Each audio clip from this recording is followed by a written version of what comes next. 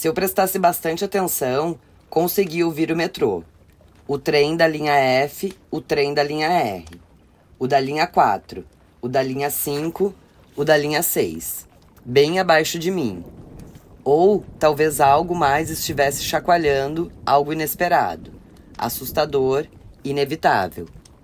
Aquela reabilitação era uma prisão, eu tinha certeza disso. Uma prisão de verdade, não como a que eu inventara antes. Tijolos vermelhos, barras de ferro pretas. De algum jeito, eu tinha ido parar na cadeia. Nunca infringi a lei. Bom, nunca fui pego. E mesmo assim, lá estava eu, em cana, no xadrez, como se me obrigassem a assistir a reflexos da amizade. Sem os 2 dentes da frente, eu parecia mesmo um prisioneiro. E todos os conselheiros eram os guardas. Daria na mesma se eles me entregassem as refeições por um buraco na porta. Eu odiava tudo naquele lugar. Eles não tinham nada para me ensinar. Eu fazia terapia desde os 18 anos. E, sinceramente, àquela altura, não era disso que eu precisava. Eu precisava dos 2 dentes da frente e uma bolsa de colostomia que não arrebentasse. Quando digo que acordava coberto com a minha própria merda, estou falando de umas 50 ou 60 vezes que isso realmente aconteceu. Nas manhãs em que a bolsa não furava, notei outro fenômeno. Quando acordava, eu me deitava com 30 segundos de liberdade, enquanto lentamente esfregava os olhos de sono. E então, a realidade da minha situação me acertava com tudo. E eu chorava tanto que até Meryl Streep invejaria minha performance. E eu precisava de um cigarro. Já mencionei esse detalhe? No 4º dia, eu estava sentado no meu quarto à toa, quando alguma coisa aconteceu comigo, não sei o quê. Era como se eu tivesse levado um soco vindo de dentro de mim. Mas apesar de eu ter passado mais de 30 anos na terapia e dela não ter mais nenhuma lição para me ensinar, eu precisava fazer alguma coisa para me distrair da falta de nicotina. Então, saí da minha cela e desci o corredor. Sem rumo, eu não sabia o que estava fazendo, nem para onde ia. Acho que estava tentando sair do meu próprio corpo. Eu sabia que todos os terapeutas ficavam no andar abaixo do meu, mas decidi ignorar o elevador e descer pela escada. Eu não entendia direito o que estava acontecendo, e até hoje não consigo descrever o que houve, tirando que senti uma mistura de pânico, confusão e certa fadiga, além daquela dor intensa de novo. Não era dor, mas algo bem próximo dela. Um atordoamento completo. Eu queria tanto fumar. Então, parei na escada e pensei em todos os anos de agonia. No fato de que o quintal nunca foi pintado de azul. No babaca do Trudeau. No fato de que fui e de que ainda sou um menor desacompanhado. Era como se todas as partes ruins da minha vida surgissem ao mesmo tempo. Nunca vou conseguir explicar de verdade o que aconteceu em seguida. Mas do nada, comecei a bater com a cabeça na parede. Com toda a força. 15-0, paf. 30-0, paf. 40-0, paf. Game. Saque após saque. Voleio após voleio perfeito. Minha cabeça era bola. A parede era a quadra.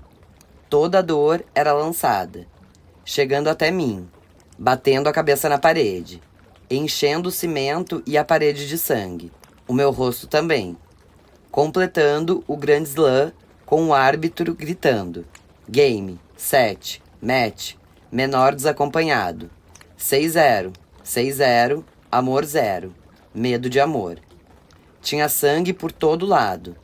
Depois de uns 8 golpes atordoantes, alguém deve ter me escutado, me segurado e feito a única pergunta sensata possível. Por que você está fazendo isso? Olhei para ela e, parecendo Rocky Balboa, em todas as últimas cenas dos filmes dele, falei.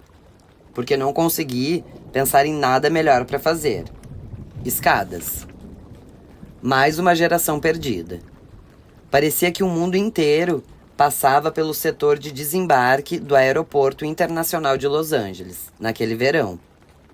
Ginastas amadores excelentes, maratonistas, arremessadores de discos, saltadores com varas, jogadores de basquete, levantadores de peso, jockeys e seus cavalos, nadadores, esgrimistas, jogadores de futebol, atletas de nado sincronizado, jornalistas do mundo inteiro, dirigentes, patrocinadores, agentes. E um tenista amador canadense de 15 anos. Todos foram para Los Angeles no verão de 1984, apesar de apenas um deles estar fazendo uma grande mudança. Esse foi o ano dos Jogos Olímpicos de Los Angeles. Uma era dourada de muito sol e excelência muscular, de centenas de milhares de pessoas amontoadas no Coliseu e no Rose Bowl, onde Mary Lou precisava de um 10 para vencer a competição individual de ginástica e conseguiu. Também foi o ano em que imigrei para os Estados Unidos, um garoto canadense perdido, com um pau que parecia não funcionar, seguindo para Hollywood para morar com o pai. Em Ottawa, antes de eu ir embora, uma menina tentou transar comigo, mas fiquei tão nervoso que tomei 6 cervejas antes e não consegui fazer nada. Àquela altura, já fazia algum tempo que eu bebia, e comecei pouco depois do dia em que levei minha mãe até o altar para se casar com aquele homem maravilhoso, Kate. E ele é maravilhoso mesmo. Kate vivia para minha mãe. A única coisa que me irritava nele é que ele sempre fica do lado dela. Ele é o protetor da minha mãe.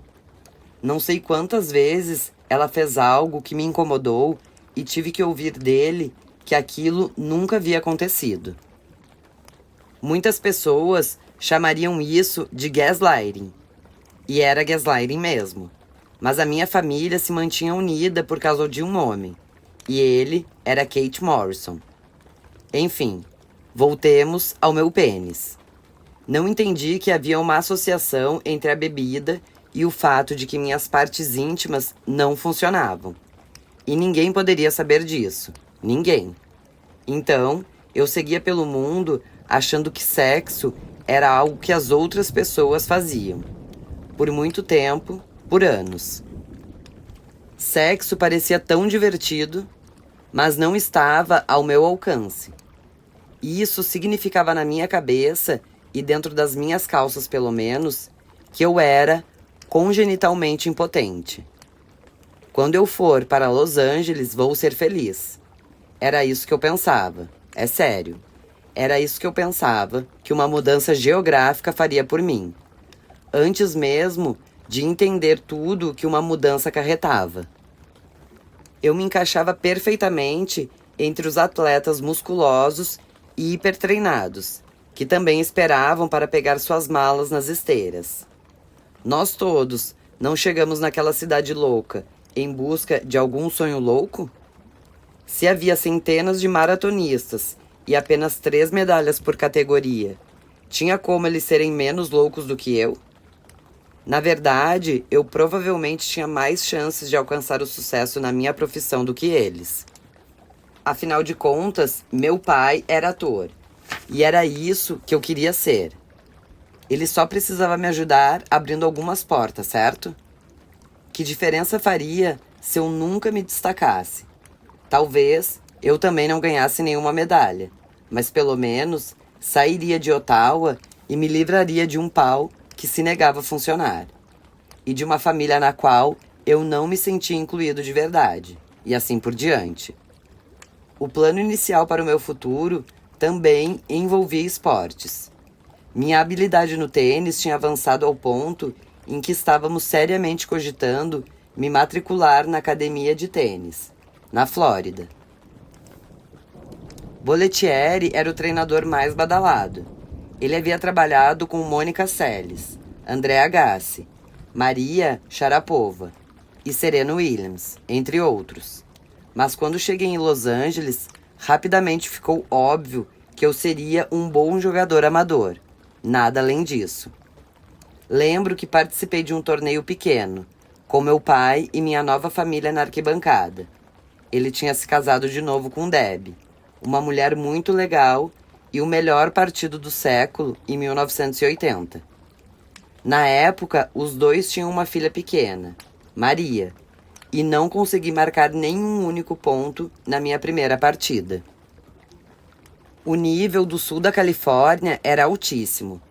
Quando faz 22 graus todos os dias e há quadras de tênis em todos os quintais e esquinas, não há chance para um garoto das geleiras do Canadá se destacar. Vindo de um lugar onde a temperatura fica abaixo de zero entre dezembro e março, se você estiver com sorte. Era quase como se eu fosse um jogador de hóquei muito bom. Então, foi definido. Meus sonhos de me tornar o próximo Jim Connors rapidamente desapareceram, quando me deparei com saques de 160 km por hora de deuses californianos bronzeados de 11 anos de idade. Era hora de procurar uma nova profissão. Apesar do choque de realidade, amei Los Angeles à primeira vista. Eu adorei a vastidão da cidade, suas possibilidades, a oportunidade de começar de novo. Sem mencionar que uma temperatura diária de 22 graus era uma baita diferença de Ottawa. Além disso, quando me dei conta de que não iria viver do tênis e alguém me explicou que eu poderia ganhar dinheiro atuando, logo mudei o foco. Aquilo não seria tão difícil de conquistar quanto parecia. Para começo de conversa, meu pai estava inserido nesse mercado, e eu desconfiava que a atenção que eu receberia nesse trabalho me deixaria tão radiante quanto uma árvore de Natal. Eu já tinha muita prática em casa. Aprendi a declamar frases impactantes sempre que havia uma tensão no ar, ou quando eu ficava com vontade de ser o centro das atenções. Quando eu fazia um bom trabalho, me sentia seguro e amparado. Eu podia até ser o menor desacompanhado, mas quando conseguia arrancar risada dos outros, uma plateia inteira, minha mãe, minhas irmãs, meus amigos da escola, ficava de pé e me aplaudia. Também ajudou o fato de 3 semanas depois de começar o segundo ano do ensino médio no meu novo colégio, muito prestigioso e caro, valeu, pai, eu teria sido escalado para o papel principal da peça da escola.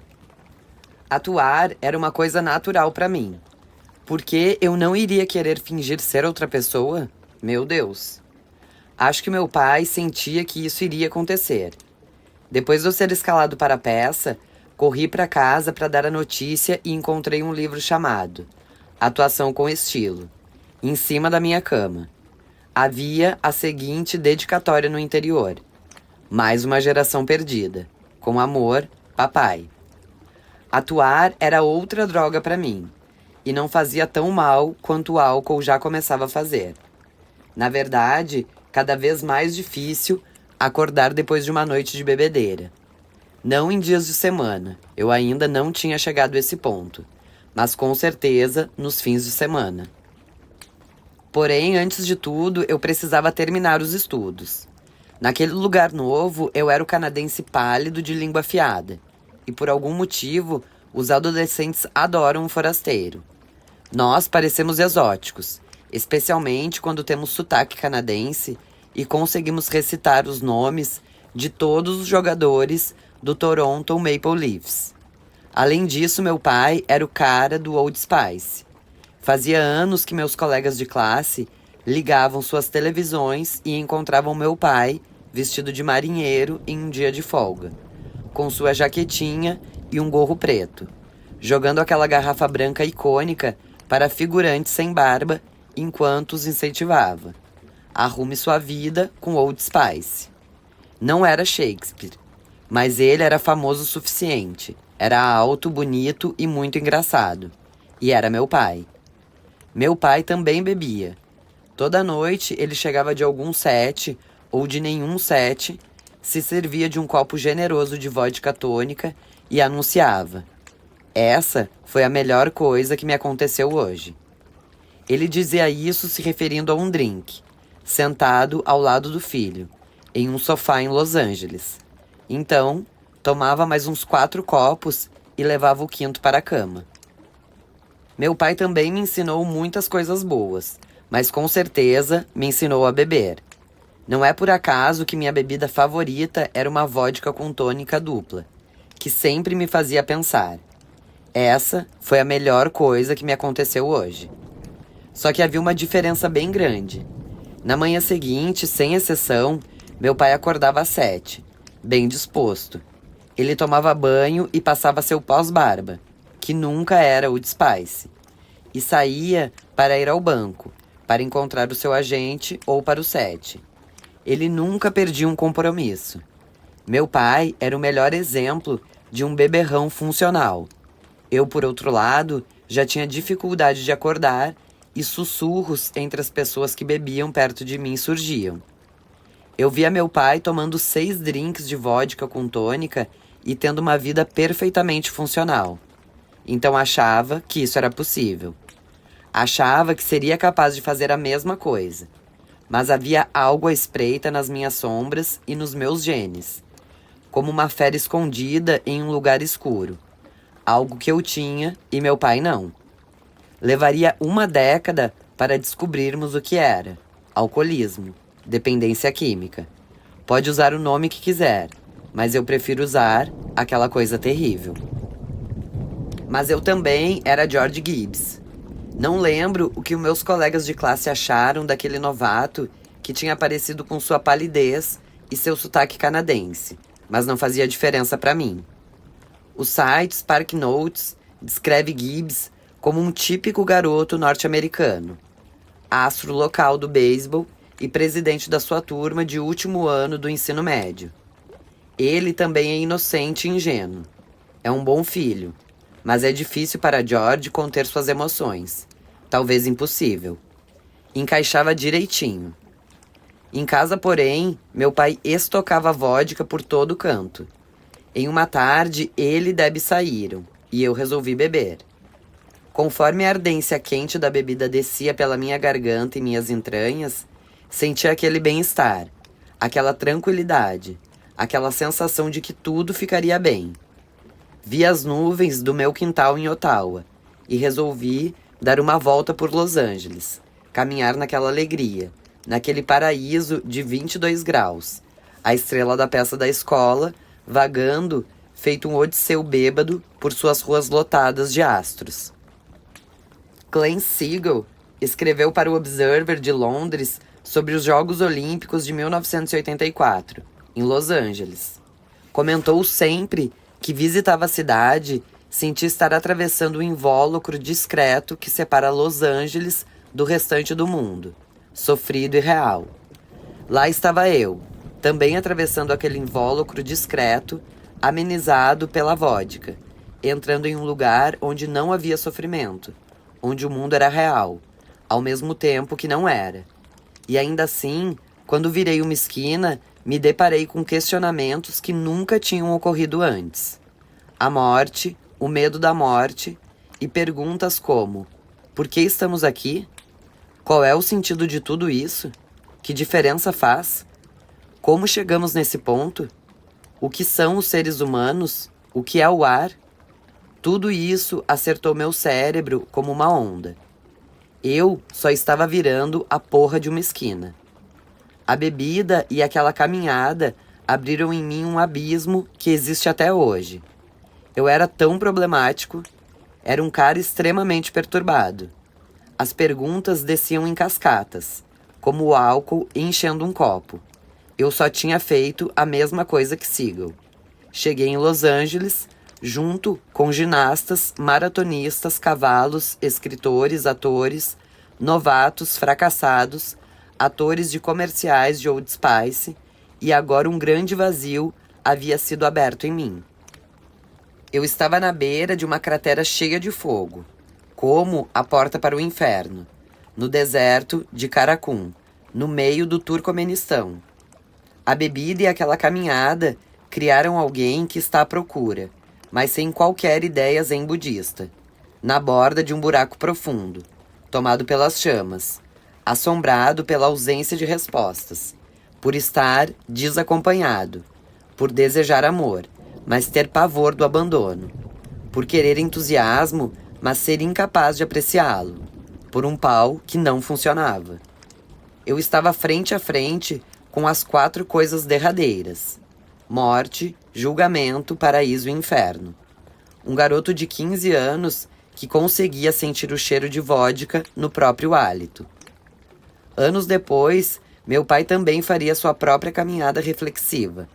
Depois de beber demais em uma noite, ele caiu no meio de uns arbustos ou coisa parecida. No dia seguinte, quando conversou com Debbie, ela perguntou: "É assim que você quer viver?" E ele respondeu que não. Então, saiu para dar uma caminhada, parou de beber e nunca mais tocou em uma gota de álcool. Como é que é? Você sai para dar uma caminhada e consegue parar de beber? Gastei mais de 7 milhões de dólares tentando ficar sóbrio. Fui a 6.000 reuniões do AA. Não é exagero, mas um palpite aproximado. Já estive 15 vezes em clínicas de reabilitação. Fui internado em um hospital psiquiátrico. Passei 30 anos fazendo terapia 2 vezes por semana. Cheguei perto da morte. E você, saiu para dar uma merda de uma caminhada e decidiu parar? Vou dizer onde você pode enfiar a sua caminhada. Meu pai não é capaz de escrever uma peça, estrelar Friends, ajudar os desamparados, e não tem 7 milhões de dólares para gastar em nada. A vida tem suas compensações, eu acho. Isso me leva à pergunta: eu trocaria de lugar com ele? Por que não falamos disso mais tarde? Na jukebox, eu colocava algumas moedas para tocar Don't Give Up repetidas vezes. Às vezes, acrescentava Here Comes the Sun dos Beatles. Um dos motivos para amarmos o 101 Coffee Shop era porque eles mantinham a jukebox atualizada. Além disso, o lugar tinha um clima de velha Hollywood, com cabines estofadas em couro caramelo e a sensação de que alguém super famoso poderia aparecer a qualquer momento, fingindo que a fama não muda nada, sabe? Em 1986, eu tinha certeza de que a fama mudaria tudo, e ansiava por ela mais do que qualquer outra pessoa na face da Terra. Eu precisava dela, era a única coisa que daria um jeito em mim. Eu tinha certeza. Morar em Los Angeles significava esbarrar em celebridades de vez em quando. Ou você poderia assistir Billy Crystal no Improve, perceber que Nicolas Cage estava na mesa ao lado, e eu sabia que eles não tinham problemas. Na verdade, todos os seus problemas tinham desaparecidos. Eles eram famosos. Eu fazia testes regularmente e tinha até conseguido um ou outro papel. O mais importante deles, na primeira temporada de Charles in Charge. Eu interpretava Ed, um almofadinha chato que usava suéteres com estampa xadrez e gravata e entoava seu chavão cheio de confiança. Meu pai é formado em Princeton e é cirurgião. Quero ser igual a ele. Mas era um trabalho na televisão. E quando dei por mim, estava matando aula para passar tempo em lanchonetes com garotas que gostavam do meu sotaque, da minha tagarelice, da minha carreira promissora na TV e da minha capacidade de prestar atenção ao que elas diziam. Graças aos anos de treinamento no Canadá, eu sabia que era um bom ouvinte e que conseguia ajudar as mulheres em momentos de crise. Se você for mulher, estiver em apuros e quiser desabafar, vou ouvi-la por todo o tempo que precisar.